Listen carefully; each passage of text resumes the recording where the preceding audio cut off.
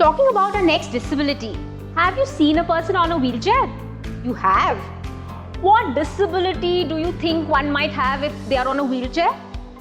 Pause the video and make a note. List out a few. Paralysis, physically challenged.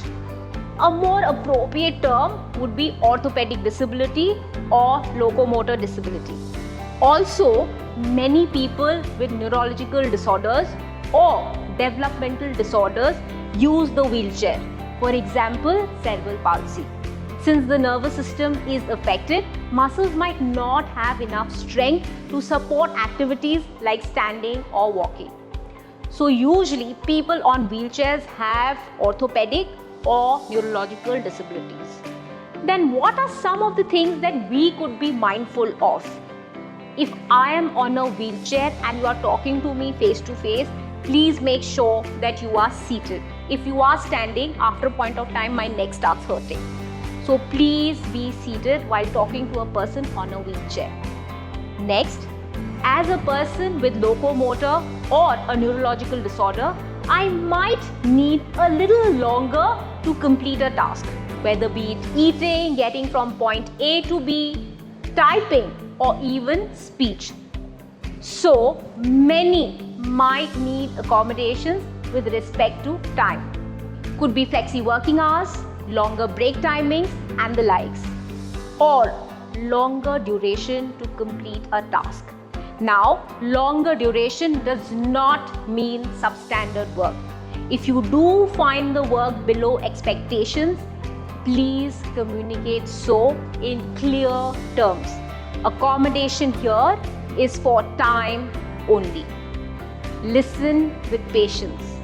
A lot of times, if I am someone who especially has a neurological disability, I have slurred speech.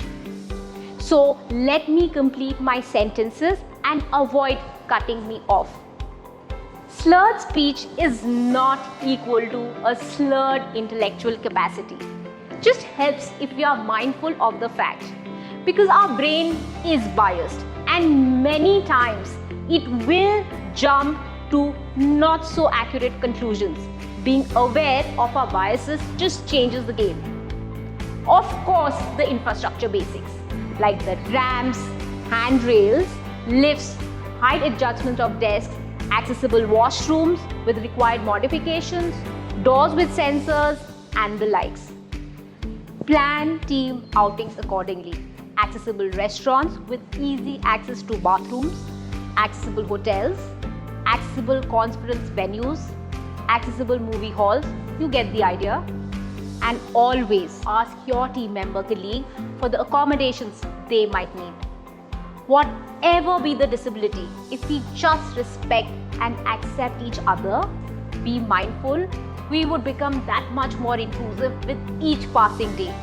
And if we just spare 2 minutes each day to learn a little bit about the disability or the accommodations required, and most importantly, use the 2 minutes to know the person, I think we would be super inclusive. It was lovely having this conversation with you. Let's quickly revise what we just spoke of. Always use a first person language. Respect and accept the other.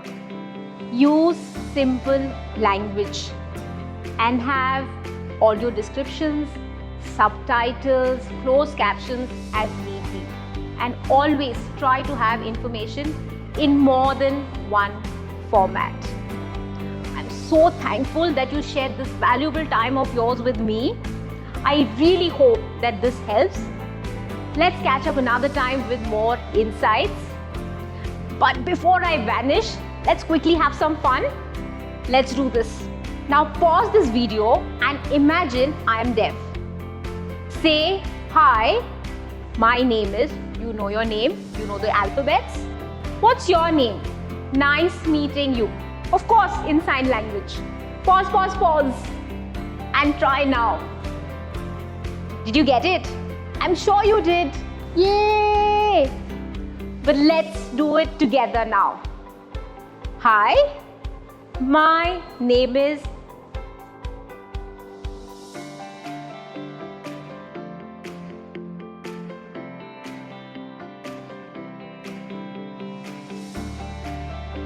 Hi, my name is, sign your name.